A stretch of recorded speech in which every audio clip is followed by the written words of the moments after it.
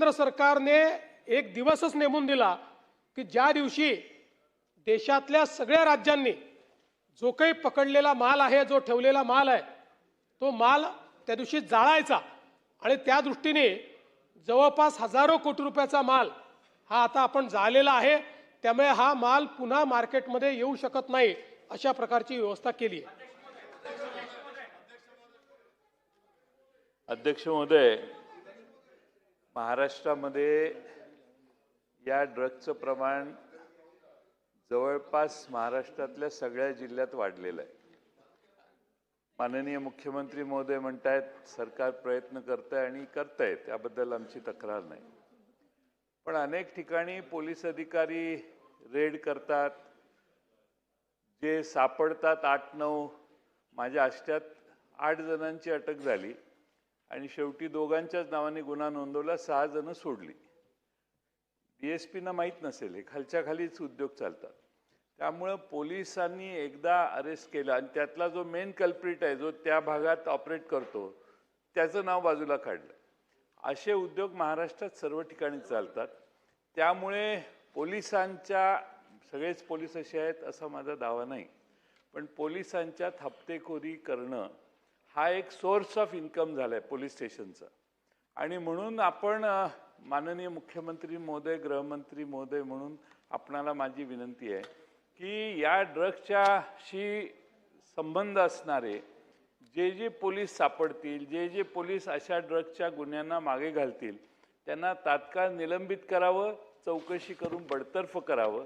हा आकडा किमान 1000चा जाईल, हे टार्गेट तुम्ही पोलीस डिपार्टमेंटला द्या, बाकी सगळे ड्रग्ज कमी होतील। दुसरं, नार्कोटिक सेल काय करतं हा दुसरा प्रश्न आहे। नार्कोटिक सेलचं काम कुठंच दिसतंय, काय त्यांनी ॲक्शन घेतली? आपण सगळं पोलिसांनीच करावं म्हणतो, पोलीस काय त्यात फार एक्सपर्ट नसतात। आता आमच्याकडे तर ऑनलाईन ड्रग्ज मागवण्याची व्यवस्था आहे। मी तुकाराम मुंडेंच्याकडे ती माहिती दिली की हे ऑनलाईन ड्रग्ज मागवत आहेत, काहीतरी करा म्हणून। ऑनलाईन ड्रग्ज देशात उपलब्ध व्हायला लागले आहेत आणि मुलं मागवतात। आता आपण जर त्यात मागवायला कुणाला अनोळखी माणूस गेला तर त्याला तो ड्रग येत नाही, पण त्यांच्या लिंकमधल्या माणसानं जर ते पाठवलं तर ते बरोबर सिरिंजेस येतात, सगळं साहित्य येतं आणि अनेक ठिकाणी इंजेक्शन घेऊन मुलं ड्रगच्या सेवन करण्याची व्यवस्था होते। म्हणून हा एक महाराष्ट्रातला गंभीर गुन्हा झालेला आहे आणि म्हणून माझी माननीय गृहमंत्री महोदयांना विनंती आहे की याच्यात स्ट्रिक्ट अशी ॲक्शन महाराष्ट्राच्या पोलीस दलाने घेतली, नार्कोटिक सेल जास्त ॲक्टिवेट केलं आणि ज्या पोर्टवर सतत ड्रग्ज सापडतात त्या पोर्टवर पाहिलं तर आपले पोलीस पाठवा, आपल्या राज्याच्या बाहेर पोर्ट आहे ते, पण आपले पोलीस पाठवा, पण तिथून येणारा माल आणि देशात वेगवेगळ्या ठिकाणाहून माल येतो। आपण हायड्रोपोनिकचं उदाहरण दिलं, देशात आता पैसे मिळवण्यासाठी लोक आता अशी शेती करायला लागली आहेत असा त्याचा अर्थ होतो आपल्या उत्तरात आपण ज्याचा उल्लेख केला। आणि म्हणून हे प्रकरण प्रचंड गंभीर आहे। बाकीचे सगळे गुन्हे एखाद्या वेळेस दुर्लक्षित करायला हरकत नाही, पण तरुणांना अंमलाच्या खाली आणणारा हा तरुणाई सगळी या विळख्यात अडकलेली आहे।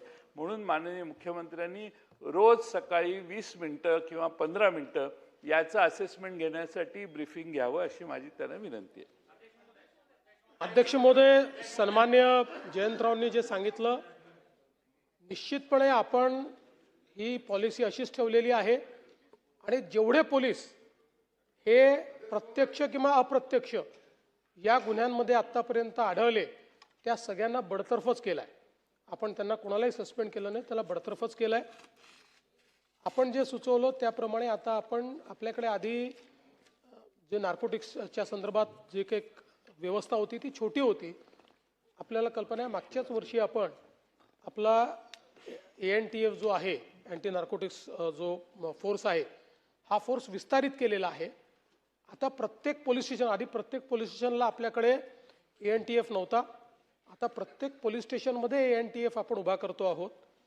त्यासोबत आमच्या डोक्यात असं देखील आहे की जसं आपण आपला जो काही अँटी करप्शन ब्युरो आहे किंवा नक्षलवाद विरोधी मोहीम आहे, या 2 ठिकाणी आपण इन्सेंटिव्ह दिला आहे।